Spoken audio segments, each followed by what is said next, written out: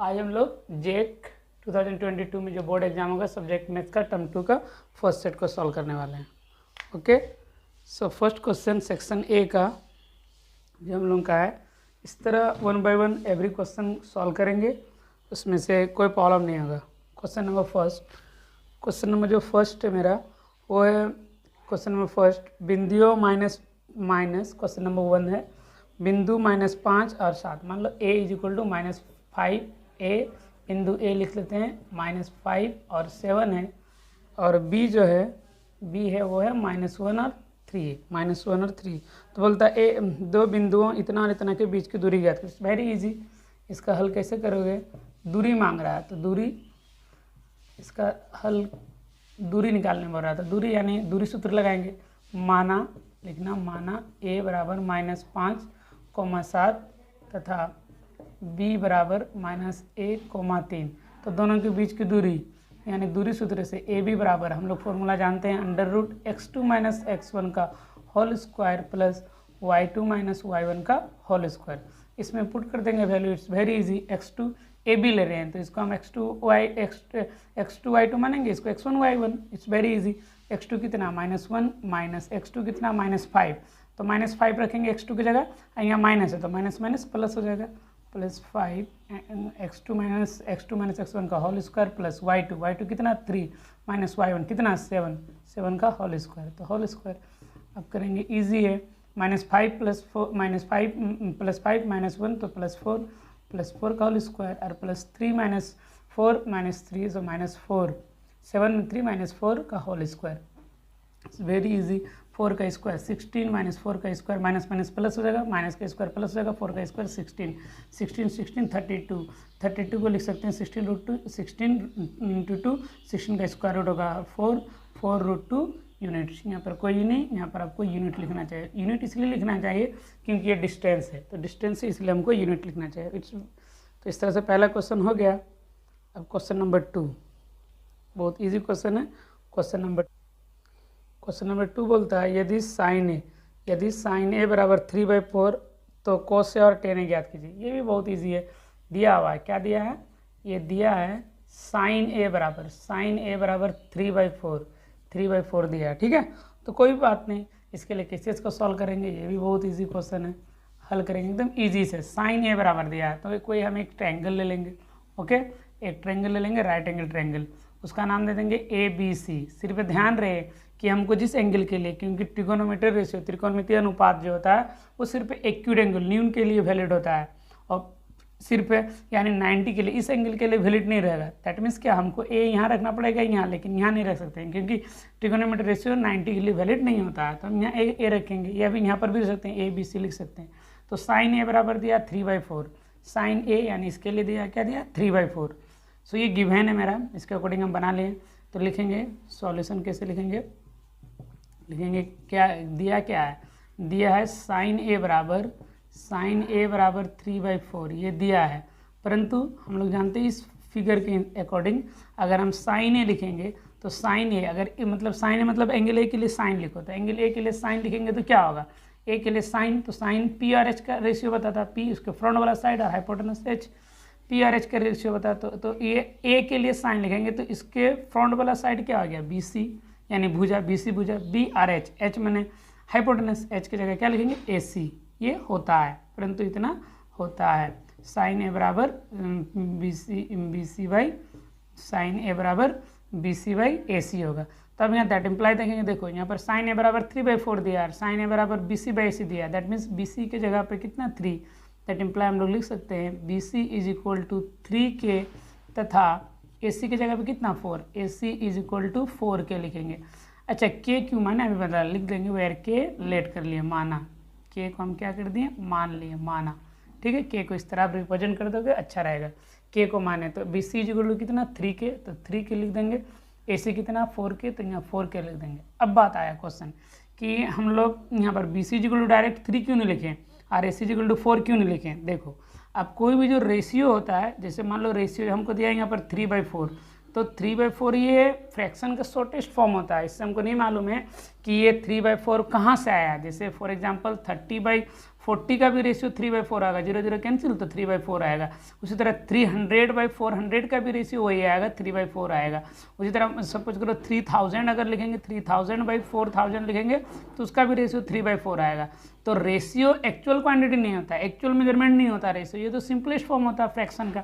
इसीलिए हमको तो नहीं मालूम है कि 3/4 कहाँ से आया, इसीलिए हम लोग रेशियो को जब आएगा तो हम लोग के लेट कर लेंगे। वैसे भी इसको मानने से कोई दिक्कत नहीं। देखो जैसे 3/4 था तो हम इसको अगर 3k/4k लिख रहे हैं, के कैंसिल हो जाएगा, 3/4 आएगा। तो इसलिए ये रेशियो हम इसको के मानेंगे तो कोई प्रॉब्लम नहीं होगा, इसलिए हमको के लगना बेटर होगा।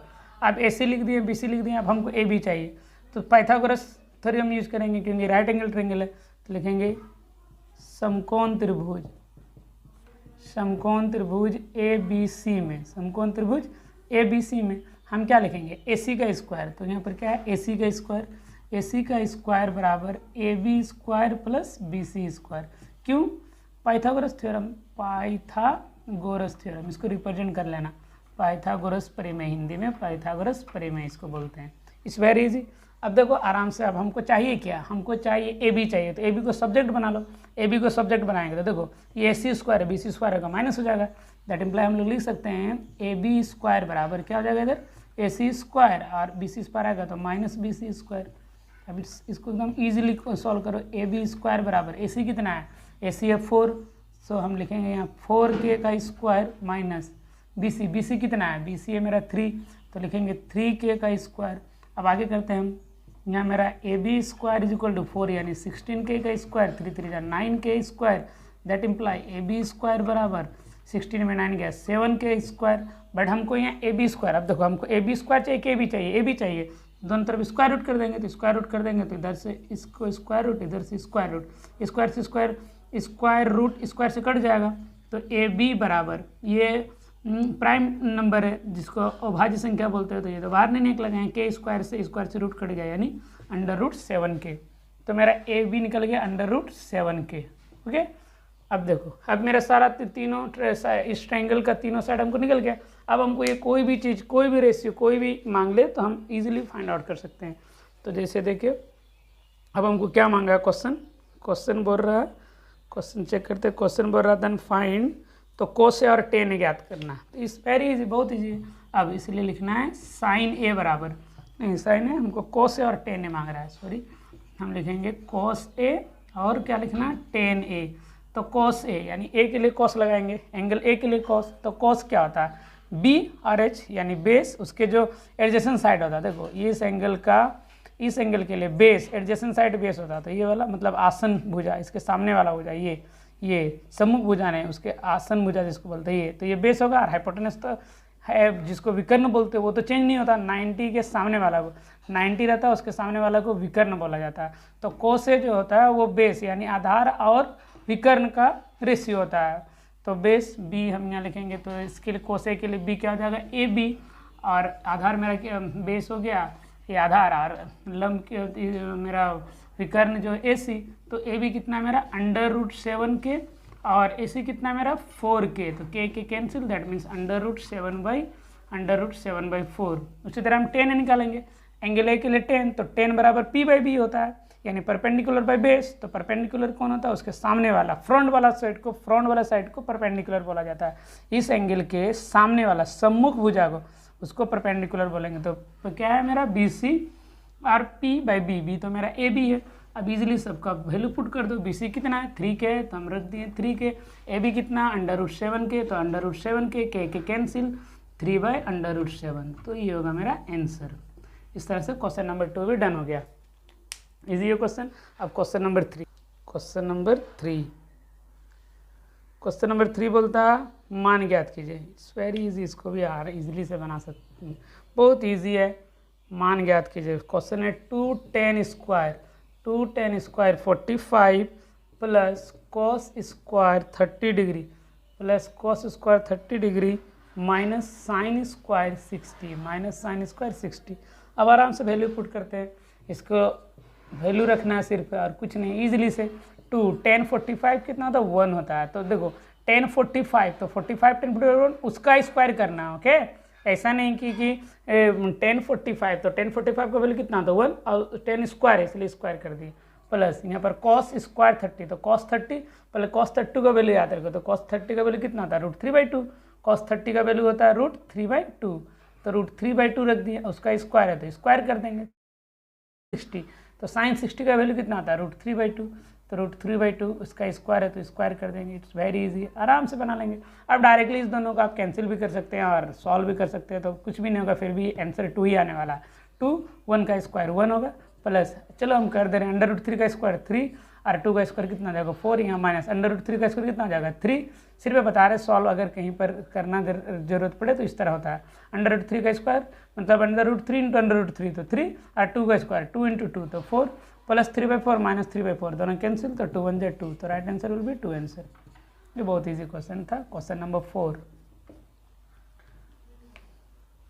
क्वेश्चन नंबर 4 है आपका, बोलता है question number 4, prove that cos 38, इधर है मेरा cos 38 into cos 52 minus sine 38 degree into sine 52 is equal to 0 we have to prove. ये भी बहुत इजी है, सिद्ध करना है कि ये LHS मतलब सिद्ध करना है कि क्या मीनिंग, इसको ले जाके यहाँ ले जाना है। ट्रिगोनोमेट्री एकदम इजी है, इसको प्रूव करना है 0, तो हम इसको LHS लिखेंगे, मतलब यहाँ से शुरू करेंगे और हमको 0 पहुँचाना तो हम इसको लिख देंगे LHS। अब देखो कैसे करेंगे, अब यहाँ पर दोनों एक ही तरफ, इधर भी मेरा कोसिक का टर्म दिया, यहाँ साइन देंगे, किसी एक को चेंज कर देंगे, मेरा कॉम्प्लीमेंट एंगल का आराम से मेरा पहुँच जाएगा। इधर है मेरा cos 30 है, तो cos 30 को हम लिख सकते हैं cos, अब 38 को आप लिख सकते हो 90 माइनस 52। अब बताओ 90 में 52 जगह तो 38 को लिख सकते हो ना, देखो जैसे 90 डिग्री माइनस 52, इसको सब्ट्रैक्ट करो तो 38 आएगा, 10 × 8 इधर आ गया मेरा 4, इधर है 8 5 4 8 इधर है मेरा 8 5 3, तो 38 डिग्री, तो 38 डिग्री हम इसको लिख सकते हैं। इसमें क्या मेरा बेनिफिट होगा वेट, इधर है cos 52 को लिख सकते हो cos 52 को आप इस तरह क्यों लिख सकते हो, जिस तरह यहाँ पर लिखें उसी तरह 52 को क्या लिख सकते हैं 90 माइनस 38, 90 में जब -38 को सब्ट्रैक्ट करेंगे तो 52 मिल जाएगा। अब उसको इससे जैसा है वैसा ही छोड़ देंगे, क्योंकि एक साइड में वन साइड में इसको कॉम्प्लीमेंट एंगल सबको हम चेंज कर लिए हैं, जिसको आप पूरक कन बोलते हो। अब देखो cos 90 माइनस थीटा, आप फॉर्मूला पढ़े हो, देखो एक बार रिकॉल कर लेते हैं, फॉर्मूला सब पढ़े हो कि साइन 90 माइनस थीटा जो होगा वो cos थीटा होगा, यहाँ एंगल जो भी रहेगा वहाँ पहुँच जाएगा। उसी तरह मेरा tan 90 माइनस थीटा जो होगा वो tan किस में चेंज होता है, कॉट में चेंज होता है।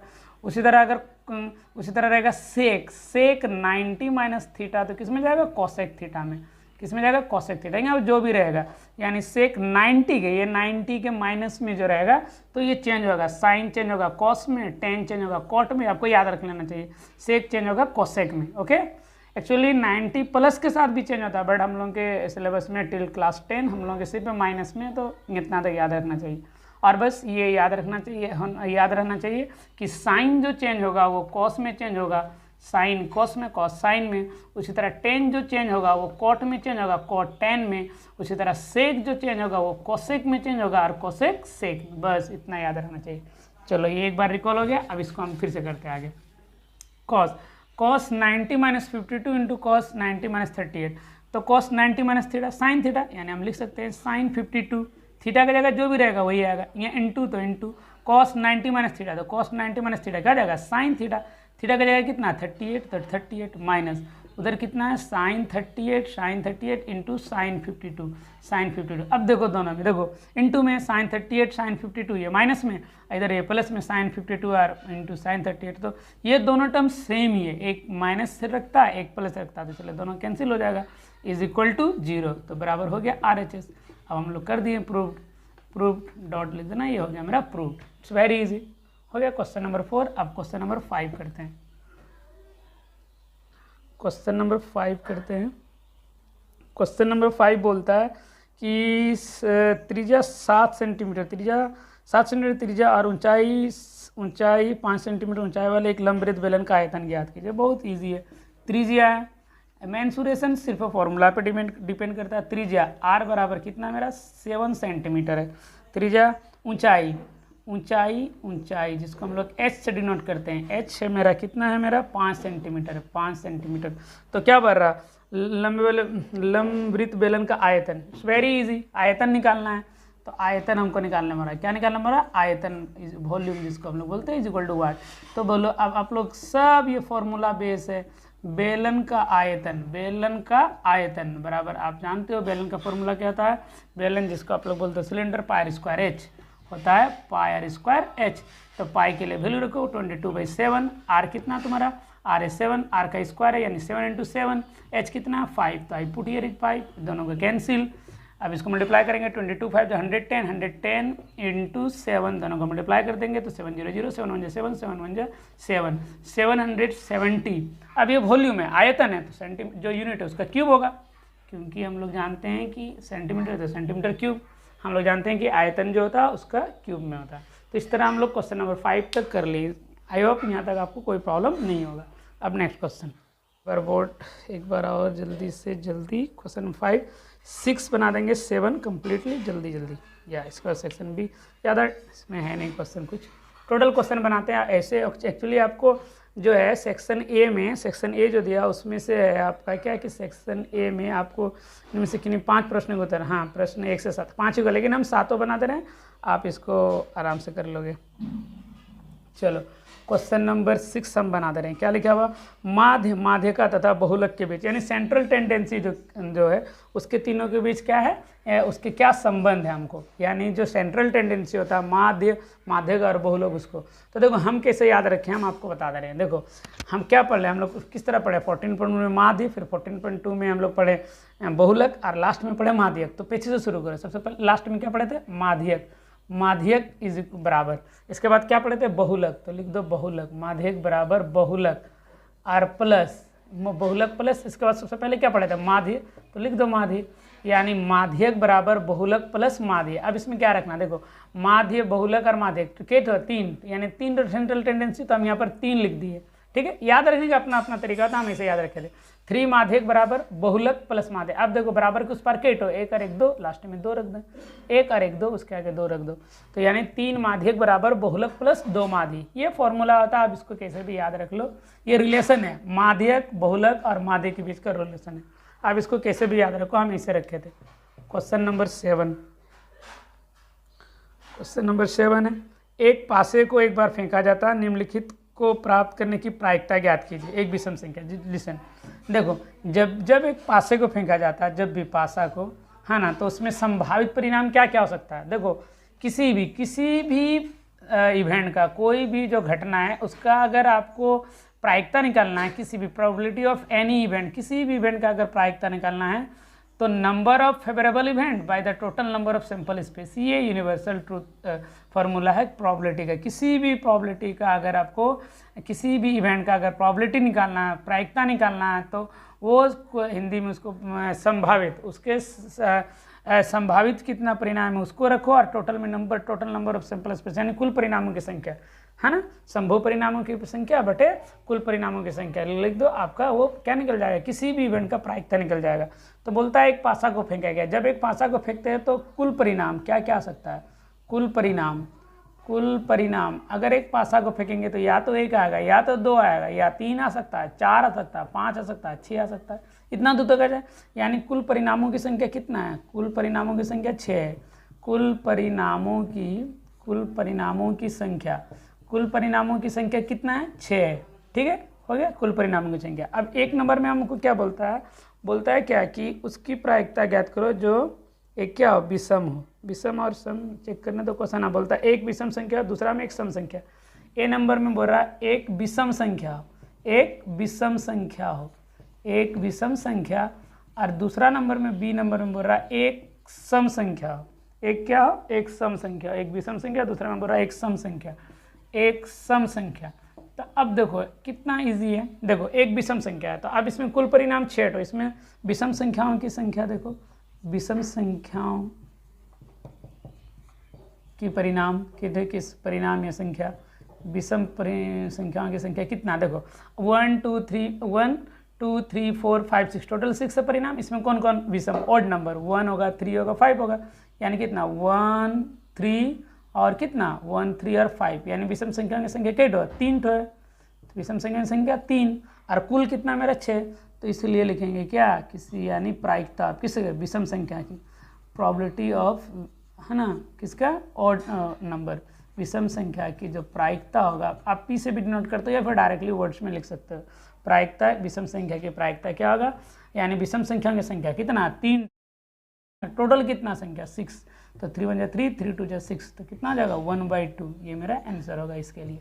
उसी तरह अब एक सम संख्या हो तो सम संख्या के लिए क्या क्या हो सकता है, सम संख्याएं क्या क्या हो सकता है, इसमें क्या क्या है सम, यानी इवन नंबर 2 4 6, क्या क्या हो सकता है 2 है 4 है 6 है, यानी इसका जो अनुकूल परिणाम भी बोल देख सकते हो, फेवरेबल इवेंट्स अनुकूल परिणाम आपका कितना है 1 2 3, तो आपका 3 है और कुल कितना 6, तो इसलिए लिखेंगे कि प्रायिकता ऑफ किसका प्रोबेबिलिटी ऑफ इवन नंबर, यानी सम संख्याओं की प्रायिकता जो होगा, संख्याएं का प्रायिकता जो होगा तो अनुकूल यानी सम संख्या की संख्या कितना 3 है और टोटल कितना टोटल 6 है, 6, तो 3 1 3 3 2 6, तो 1/2, सो right answer will B 1/2।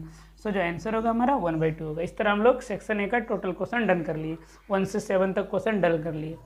Okay, I hope आपको समझ में आया होगा। अब सेक्शन करते हैं सेक्शन बी क्वेश्चन है सेक्शन बी में टोटल क्वेश्चन है मेरा 8 to लेक, अच्छा कोई बात नहीं हम लोग बना लेंगे इजीली से, 8 to 14 है क्वेश्चन नंबर 8 to 14 हम टोटल सॉल्व कर देंगे, डोंट वरी एकदम इजी से। क्वेश्चन नंबर 8 क्या बोल रहा है, बिंदु इतना और इतना को जोड़ने वाली रेखाखंड को y किस अनुपात में विभाजित करती है। इट्स वेरी इजी, 2 बिंदु है, सपोज करो 2 बिंदु, देखो थोड़ा सा समझ लो, मान लो 2 बिंदु है, बिंदु ए इसका कोई निर्देशांक है समथिंग, एक बिंदु बी है उसका निर्देशांक है, इस दोनों को जोड़ने के एक रेखाखंड बनाइए, एक लाइन सेगमेंट ए बी बना, इसको बोलता है कोई बिंदु y जो कोई बिंदु है जो y अक्ष पे, ये मेरा इस तरह हम कर देंगे तो देखो इधर ये मेरा x एक्सिस है, ये मेरा y एक्सिस है ना, इसको बोला जाता है x अक्ष, इसको बोला जाता है y अक्ष, जो हॉरिजॉन्टल रहता है क्षैतिज इसको बोलेंगे x अक्ष और ये जो है उसको बोलेंगे y अक्ष।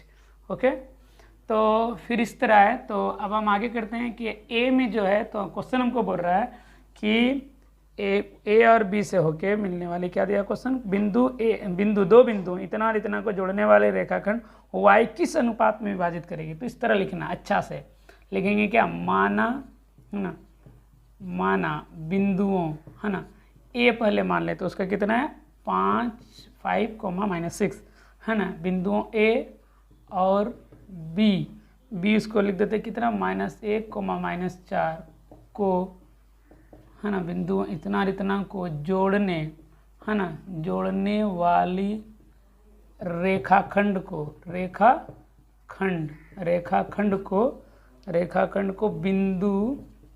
बिंदु उसका कोई एक नाम ले रहे, बिंदु मान ला बिंदु P, जो अगर P y एक्स पे है तो उसका निर्देशांक होगा, कोई भी बिंदु अगर y एक्स पे ऑन द y एक्सिस अगर y एक्स पे करता है तो उसका निर्देशांक होता है 0, y, बिंदु P 0, है ना, माना बिंदु इतना और इतना को जोड़ने वाले रेखाखंड को बिंदु P है ना के अनुपात 1 रेशियो में के अनुपात 1 में विभाजित करता है, इस तरह मान लेते हैं विभाजित करता है, इस तरह बस एक लाइन लिखना बस और कुछ नहीं। माना बिंदुओं इतना और इतना को जोड़ने वाली रेखाखंड को बिंदु P के अनुपात 1 में विभाजित करती है, तो अब लिख दो ए कितना, एक और मान लो, इसको अगर आप ऐसे इसका फिगर से बनाओगे तो और अच्छा ज़्यादा क्लियरिफिकेशन होगा।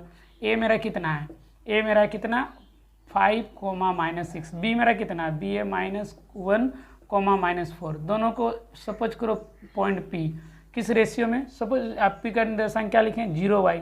अच्छा कोई पूछेगा कि 0y क्यों, क्योंकि देखो ये ऑन द y एक्सिस है, यानी y एक्स पे कोई बिंदु रहेगा तो उसका x निर्देशांक 0 होगा। उसी तरह अगर कोई बोलता है, यहीं पर क्वेश्चन पूछता कि इसको जोड़ने वाली कोई बिंदु x अक्ष पे अगर उसको विभाजित करती है तो x अक्ष पे अगर बिंदु है तो उसका निर्देशांक होता है x और y निर्देशांक उसका 0 होता है, y निर्देशांक क्या होता है 0 होता है, याद रखना ये बस। अब इजी है तब हम कर लेंगे, अब कुछ नहीं तो हमको विभाजन सूत्र मालूम है, क्या अनुपात में विभाजित करती है ऐसा लिख दिए, दैट मीन्स अर्थात मेरा m1 मेरा k हो गया और मेरा m2 कितना हो गया 1 हो गया। अब आराम से लिखेंगे, अतः विभाजन बिंदु B, यही ना विभाजित कर रहा है P, ये भी दोनों इस लाइन सेगमेंट को विभाजित कर रहा है, तो विभाजन बिंदु P का जो निर्देशांक होगा, विभाजन बिंदु P का जो निर्देशांक होगा वो एक फॉर्मूला से होता है, इसलिए तो उसका फॉर्मूला का नाम है विभाजन सूत्र। फॉर्मूला आपको याद है, m1x2 plus m2x1 by m1 plus m2 और m1y2 plus m2y1 by m1 plus m2। याद रहे, अगर ये m1 लिख रहे हो तो x2 देना पड़ेगा, अगर m2 लिख रहे हो तो x1 देना पड़ेगा। उसी तरह आप m1 लिख रहे हो तो y2 देना पड़ेगा, m2 दे रहे हो तो y1। नेसेसरी नहीं है कि आप पहले m1 ही लिखो, अगर कोई बच्चा यहाँ पर m2 लिख दे रहा है तो यहाँ y1 लिखना पड़ेगा, मतलब अल्टरनेट होना चाहिए, 1 2 1 2 1 1 या 2 2 नहीं होना चाहिए। चलो क्लियर है। अब बिंदु P का निर्देशांक, क्योंकि m1 आपका निकल गया, तो इस पर एक चेक कर लेते इसका क्या है। तो इधर है मेरा P का निर्देशांक, अतः बिंदु P का निर्देशांक बराबर m1x2, ये फॉर्मूला रख दिए 0y, तो m1 मेरा k और x2 मेरा कितना -1, तो -1 प्लस m2 मेरा 1 है, और x1 कितना है, x1 है मेरा यहाँ पर x1 है मेरा 5, सो हम यहाँ पर रखेंगे 5, यहाँ पर हो गया पर k प्लस 1। अब m1 मेरा कितना है, m1 है मेरा k, तो k और y2 मेरा कितना -4, तो -4 प्लस m2 कितना है, m2 मेरा 1 और y1 कितना, y1 है -6, तो -6, k प्लस 1 0y। अब इसको सॉल्व करेंगे, -k इंटू के -k और 1 इंटू 5, तो सॉरी यहाँ पर +5 होगा, +5, इसके बाद इसके बाद इसको k -4, तो -k -6 सही है। फिर अब ये इज इक्वल टू इधर आ जाएगा, तो फिर ये जब इधर आ जाएगा, क्योंकि k तो रेशियो किस तरह नेगेटिव में कैसे हो सकता है, तो ये जब k प्लस 1 इधर आ गया तो 0 हो जाएगा, ये +5 ये सर आएगा, तो 0 is equal to -k plus 5।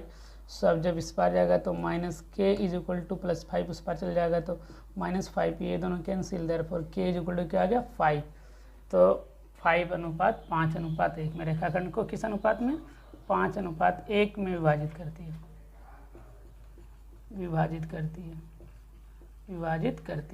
अब ये समझ में आ गया। ओके, वेरी इजी क्वेश्चन था। चलो अब अगला क्वेश्चन नंबर 9 बोलता है, उस त्रिभुज का क्षेत्रफल ज्ञात कीजिए जिसके शीर्ष इतना इतना और इतना हो। तो ये क्वेश्चन नंबर 9, माना ये मेरा एक त्रिभुज है ABC, मान लेते हैं उसको ABC एक त्रिभुज है, उसका शीर्ष दिया हुआ A हम मान लेते हैं, आपका दिया हुआ 5,2, B दिया हुआ B 4,7, C दिया हुआ 7,-4। तो ये बोलता है, तो उस त्रिभुज का क्षेत्रफल ज्ञात करिए। वेरी इजी, त्रिभुज का 7.3 से आप डायरेक्टली निकाल सकते हो।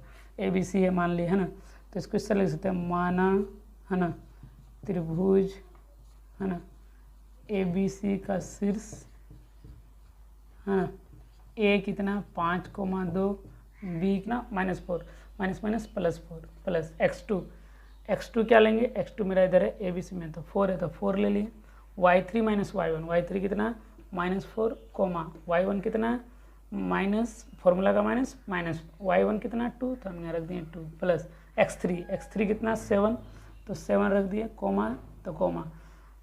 7 इंटू, तो y1 कितना है मेरा, y1 है 2 माइनस y2 कितना है 7, तो -7, यहाँ पर फिर मॉडुलस। चलो एक बार फिर चेक कर लेते हैं, x1 की जगह 5 है कि सही है, y2 - y3 यानी 7 -+4 7 प्लस x2 को 4 लिए, तो फिर क्या हो जाएगा y3 - y1, तो y3 कितना -4 और -2 सही है, प्लस x3 को कितना लिखे 7, तो 7 y1 - y2 कितना है, y1 - y2 कितना है 2, क्योंकि ABC है तो ये A पहले आ रहा है, इसलिए इसका कोऑर्डिनेट को x1 y1 लेंगे, तो y1 कितना 2 -y2 कितना 7, तो 2 - 7 सही है। अब इसको सॉल्व कर दो, 1/2 है, इधर 5 है, 7 4 11, तो 11 इसको पुट करो इंटू प्लस 4 है, इधर -4 -2 -6 और प्लस 7 है, -7 और प्लस 2 तो -5 7 2 -5। अब इसको सॉल्व करो इजीली, 1/2 मॉड है 11 5 जा 55 प्लस माइनस 6 4 जा 24 और -7 5 जा 35, सो 35 यहाँ रख दिए। फिर अब इसको सॉल्व करो, 1/2 यानी हाफ, तो हाफ, इधर है मेरा 55, इधर है मेरा 55, इधर माइनस का कितना 34 और इधर है 24 और 35, 5 4 9, इधर है मेरा 69, कितना आ गया 69, मेरा 59 सॉरी 549, ये बन गया मेरा 59, 5359।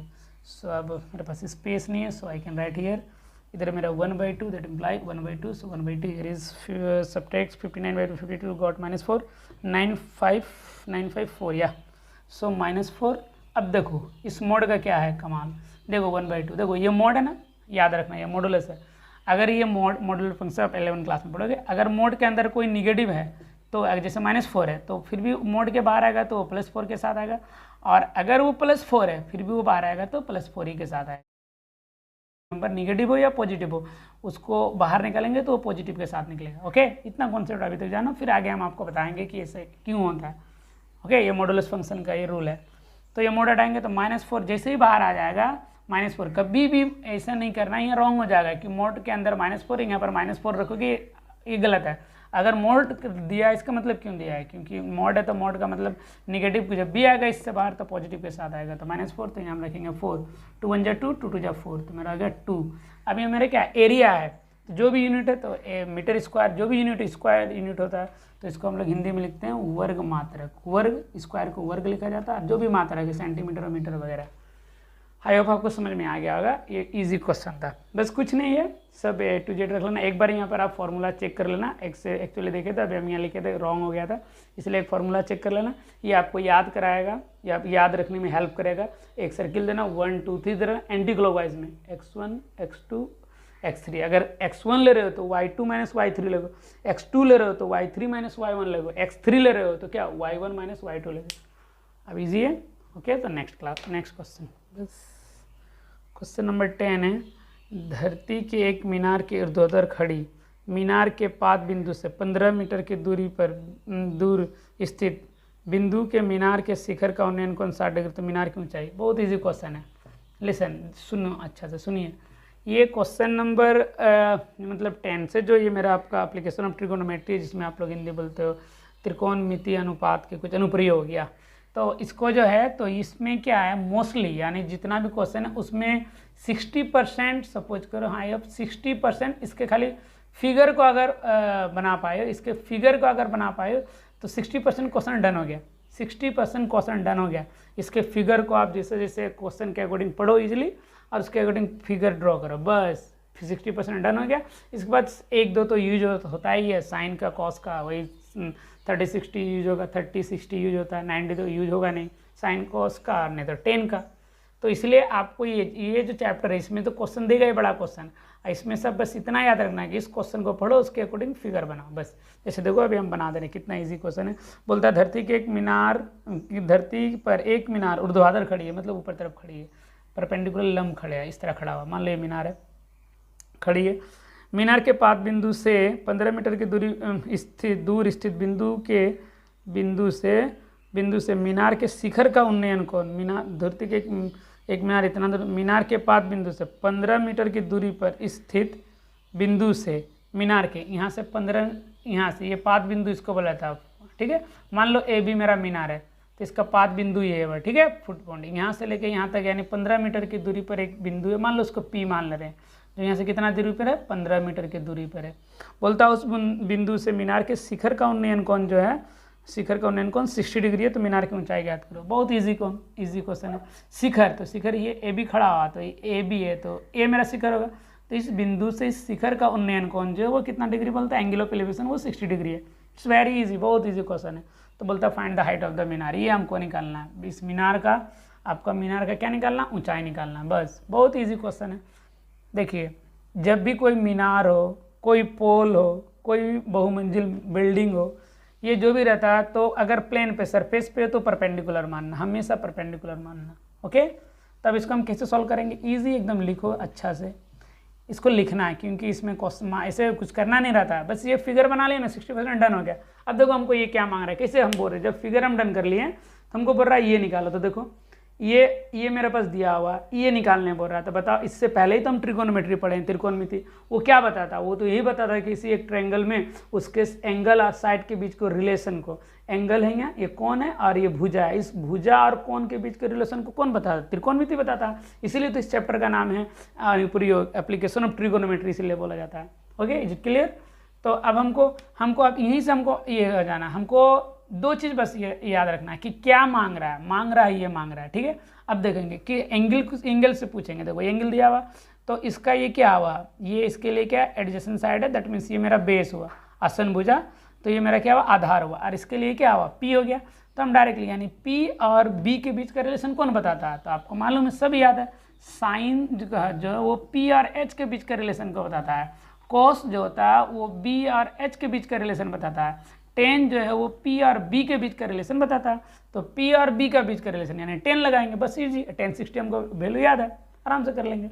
इसको लिखेंगे, माना ए बी बराबर एच मीटर, ए बी बराबर एच मीटर ऊंचा, जो भी दिया मीनार भवन कुछ भी, मीनार शायद दिया, मीनार लिख देते हैं, ओके।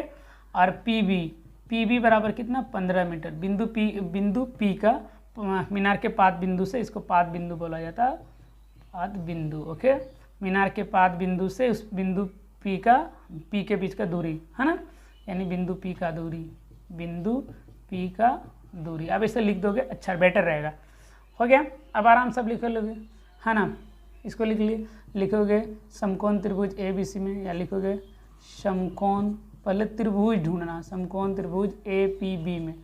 अब हमको ये कौन सा रेशियो निकालेंगे, तो क्या हमको रिक्वायर्ड है, परपेंडिकुलर इसके लिए चाहिए, तो हम 10 लगाएंगे, तो 10 60 डिग्री बराबर क्या होता है पी बाई बी होता है, तो इसके लिए पी कौन होता है फ्रंट वाला साइड, इस एंगल के लिए पी लगाओ, तो ये फ्रंट वाला साइड यानी ए बी, और बी क्या हो जाएगा बी पी।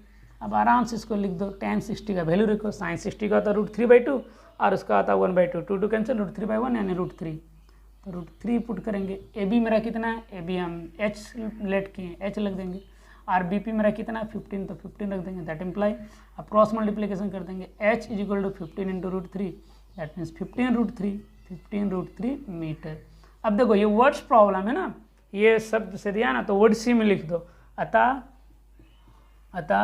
मीनार की ऊंचाई बराबर 15√3 मीटर, ये हो गया आपका answer, okay. It's very easy. Question number 10 हो गया। क्वेश्चन नंबर 10 के बाद क्वेश्चन नंबर 11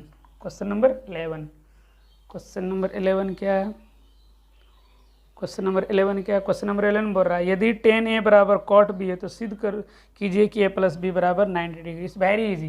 क्या दिया है tan a बराबर cot b, दिया है, तो बराबर प्रूव दैट a + b बराबर 90 डिग्री। बहुत इजी है, बहुत इजी क्वेश्चन है ना। तो देखो ये दिया है मेरा, इसको हल इधर लिख देते हैं, tan a बराबर cot b, तो इसको हम ये गिवन है मेरा दिया है, तो tan a को इसको लिख सकते हैं, tan a आया तो इसको लिख सकते हैं cot 90 - a। देखो cot 90 - थीटा क्या हो जाएगा tan a = इसको नहीं चेंज करो cot b। अब देखो कैसे, जैसे अभी हम कुछ देर पहले बताए थे, कम्प्लीमेंट्री एंगल का है, क्या हम बताए थे कि sin 90 - समथिंग जो भी रहेगा ना, तो cos समथिंग जो भी यहाँ पर रहेगा, a रहे b रहे कुछ भी रहे, उसी तरह अगर रहे यहाँ पर tan 90 - समथिंग, तो tan चेंज हो जाएगा तो cot समथिंग। उसी तरह अगर मान लो यहाँ रहे sec 90 - समथिंग, कुछ भी रहे इधर, तो sec आ जाएगा cosec समथिंग। तो देखो ये मेरा इस पर उल्टा करना, देखो tan a लिखा तो दैट मीन्स cot 90 - a को नहीं ले सकते, cot 90 - a बोलो तो क्या होगा, तो cot चेंज होगा तो tan में, cot चेंज होगा तो cot चेंज होता है किस में tan में, तो tan 90 - a, तो यहाँ जो भी रहेगा, तो यानी cot चेंज होगा tan है, तो tan है।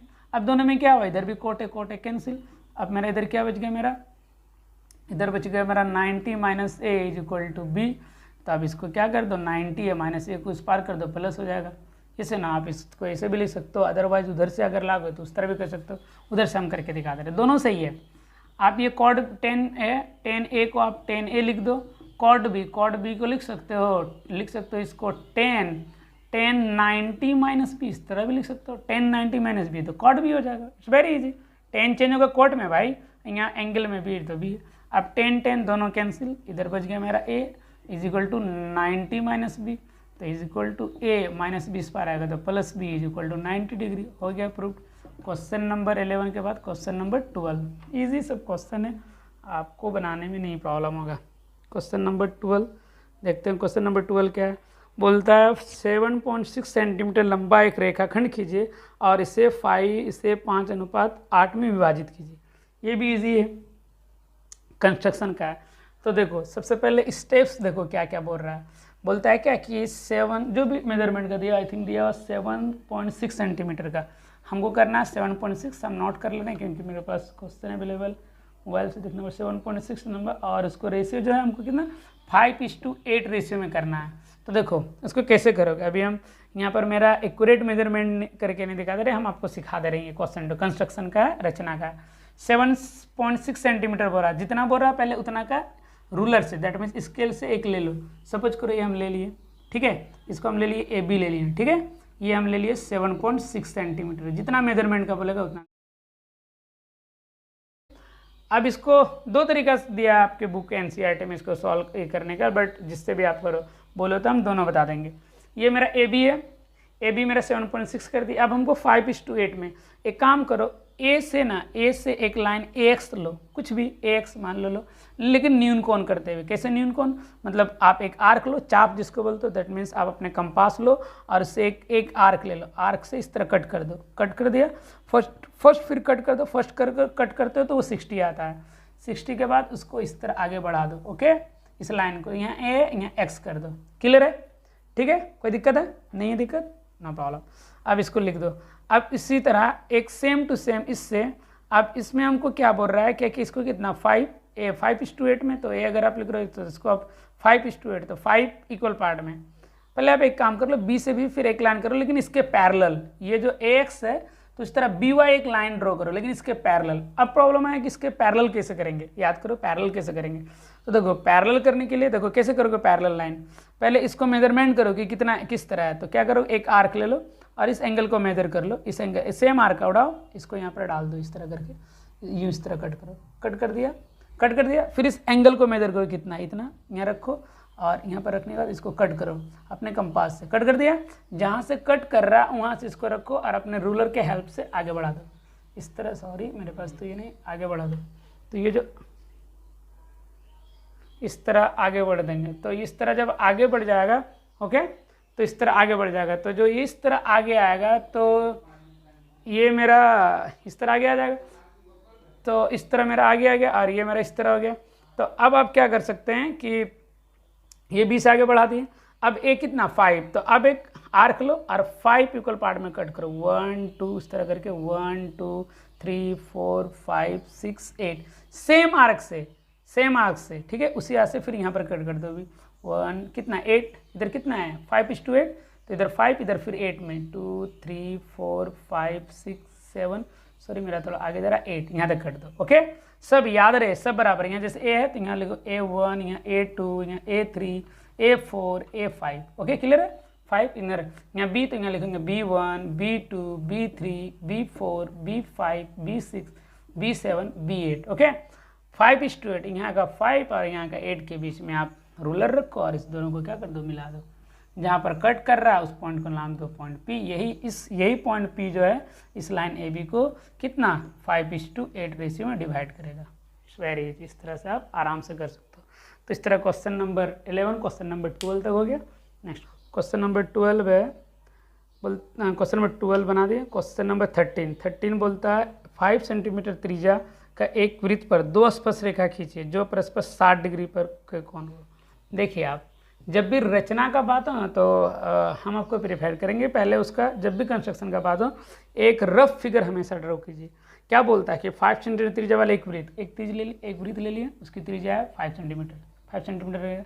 अब बोलता है इस पे 2 हमको टेंजेंट ड्रॉ करना है, 2 टेंजेंट स्पर्श रेखा जिसको बोलते हैं, है ना, जो ना एक दूसरे से कितने पे झुके 60 डिग्री पर, जो परस्पर 60 डिग्री कोण पर झुकी हुए, यानी दोनों के बीच का एंगल ऑफ इंक्लाइनेशन, ये जो एंगल है वो 60 डिग्री का है। तो अब हम कैसे करेंगे, हम डायरेक्टली इसको कैसे कर सकते हैं, तो रफ फिगर लो, आराम से आपको मालूम सब हो जाएगा। देखो अगर ये दोनों टेंजेंट है, मान लो ये दोनों टेंजेंट, तो हम लोग पढ़े हैं क्या कि length of tangents are equal from drawn from an external point, वृत्त के किसी बाह्य पॉइंट से, बाह्य बिंदु से खींची गई स्पर्श रेखा की दूरी क्या होती है, स्पर्श रेखा, इनकी लंबाई समान होती है। तो अब देखो ये दोनों 60 डिग्री पे झुका हुआ है, तो अब हम कैसे, इसको तो हम यहाँ पर डायरेक्टली कैसे करेंगे, यहाँ पर 60 डिग्री करके कैसे आगे करेंगे। देखो ये हम लोग थ्योरम पढ़ें कि radius is perpendicular to the tangent, त्रिज्या जो होता है स्पर्श रेखा पर लंब होती है, तो यहाँ पर 90, यहाँ पर 90, ये 99 मेरा हो गया। अब देखो कैसे, जैसे क्या कि अब ये 60 है तो इसका ये कॉम्प्लीमेंट होगा ना दोस्त, ये दोनों इसका कॉम्प्लीमेंट, इधर 60 है तो इसका कॉम्प्लीमेंट जिसको आप लोग बोलते हो समपूरक कोण, जो 180 डिग्री, तो ये 60 है, कितना है 60, क्लियर है, इधर 60 तो इधर कितना होगा 120 ना, क्योंकि देखो ये 99 to 180 हो गया, ऐसे भी जानते हो कि क्वाड्रिलेटरल बन रहा है, मतलब चतुर्भुज, एक भुजा, दो भुजा, तीन भुजा, चार भुजा, 1 2 3 4 भुजा, तो चतुर्भुजों का सभी कोणों का योग sum of all angles in quadrilateral is 360 degree, 360 degree होता है। ये 90 90 180 हो गया, तो इस दोनों को 180 होना, उसमें से 60 ये हो गया तो ये 120 का होगा। तो हमको ये निकाल लेना पहले central angle subtended by an arc और by in the angle subtended by the tangent at the centre पे जो एंगल बनेगा उसको निकाल लेना। कहने का मतलब अगर यहाँ पर 50 डिग्री बोलता 50 तो 50 यहाँ 130 का हम यहाँ पर सेंटर पे एंगल बनाते। अगर यहाँ पर हमको बनाने बोल रहा है कितना का बनता है, अगर मतलब यहाँ 80 का बनाने बोलता तो यहाँ पर हम 100 का बनाते दोनों को मिलकर, क्योंकि इधर इधर 180 हो गया, अब दोनों को तो कॉम्प्लीमेंट 180 ही होना है ना भाई, क्योंकि टोटल 360 हमको बनाना है। आई होप आपको समझ में आ गया होगा।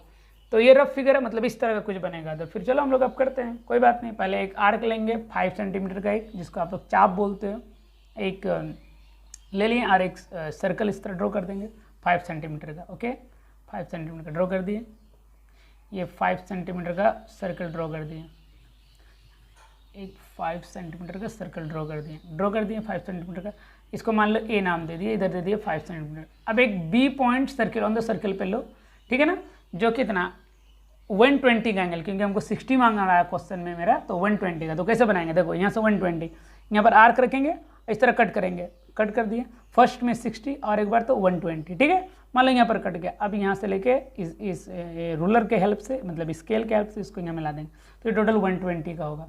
आप लोग एग्जैक्ट बन जाएगा, बना लेंगे। 120 हो गया, इसको हम यहाँ पर बी नाम दे रहे हैं, बी नाम दे दिए। अब हो गया, अब इसमें कुछ नहीं है।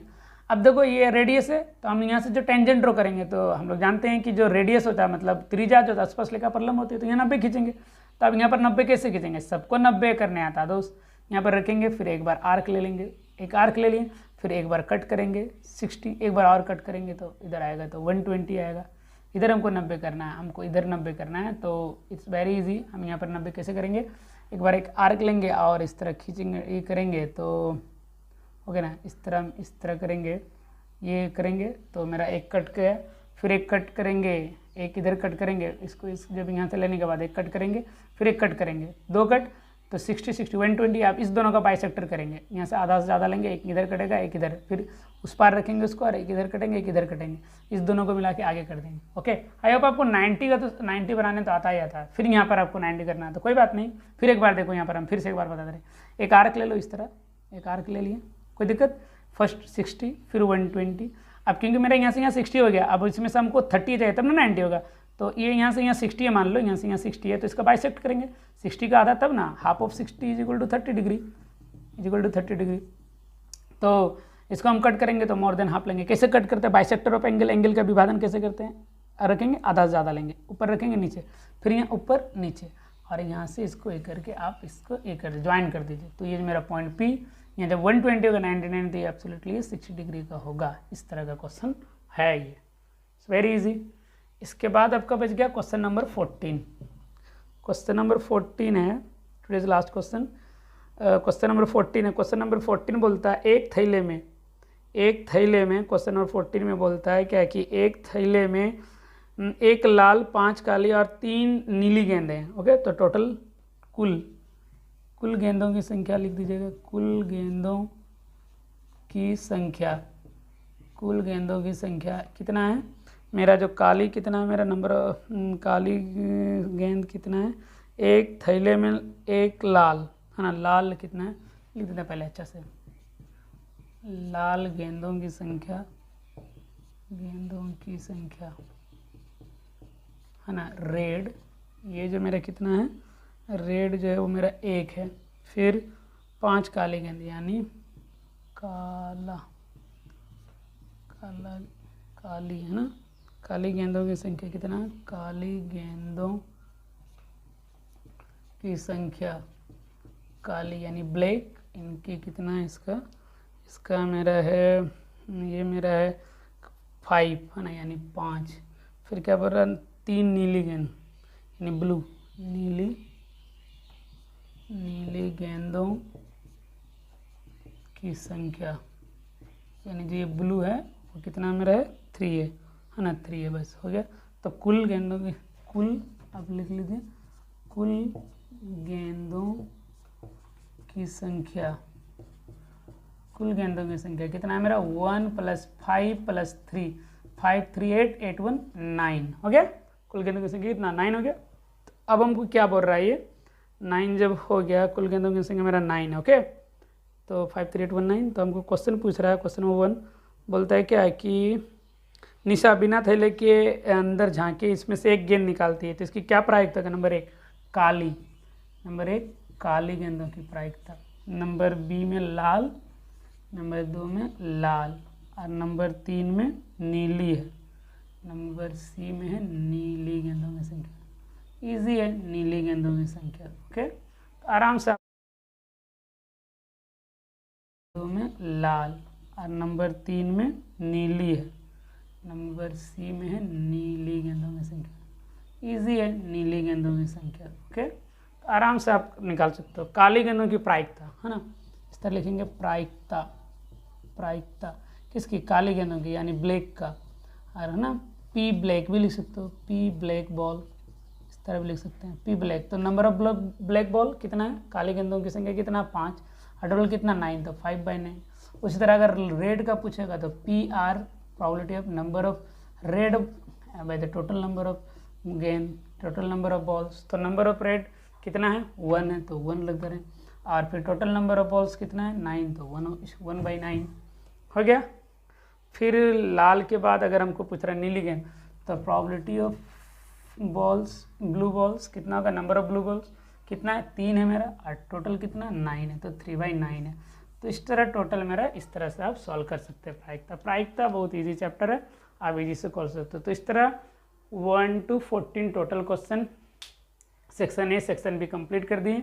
अब सेक्शन सी जो बच गया, सेक्शन सी भी कोई बड़ा क्वेश्चन नहीं है, बट वीडियो लॉन्ग ना हो जाए इसके चलते फिर इसको अभी यहीं तक, फिर क्वेश्चन 15 to आई थिंक 90 है 20, एक बार चेक करने देते हैं। Question number 15 to 19, 15 to 19, question number 15 to 19 जो है, 15 to 19, क्वेश्चन नंबर 15 to 19 जो है वो फिर नेक्स्ट वीडियो में, ओके। और फिर एक दूसरा आज आई थिंक आज 19, ओके 19, कल 20 को, फिर 20 को जो है कल फर्स्ट सेट जो होगा साइंस का फर्स्ट सेट का कल डिस्कशन होगा, साइंस का फर्स्ट सेट का। सो आप इसको क्वेश्चन बनाइए सारा। आपको अगर कोई प्रॉब्लम है, इसमें से कोई डाउट है, तो आप हमको पूछ सकते हैं, ओके। So thank you.